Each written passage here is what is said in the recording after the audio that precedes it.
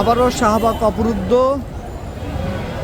আমরা দেখতে পাচ্ছি শাহবাগে কিন্তু সকল যান চলাচল বন্ধ এবং বাস সেই সাথে বিভিন্ন উপকরণ দিয়ে কিন্তু বন্ধ করে দেওয়া হয়েছে এই মুহূর্তে শাহবাগ, এবং শাহবাগের কোন যান চলাচল কিন্তু সম্পূর্ণরূপে বন্ধ।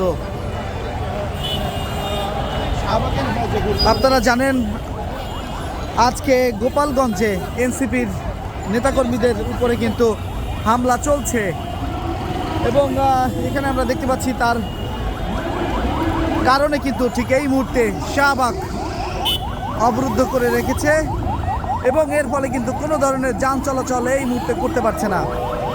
সর্বশেষ তথ্য অনুযায়ী আমরা যেমনটা দেখতে পাচ্ছি, যে সকল যাত্রীরা এই বাসে করে আসা যাওয়া করত তারা ঠিক সেই বাসগুলো রেখে তারা পায়ে হেঁটে তাদের গন্তব্যের দিকে ছুটে চলছে।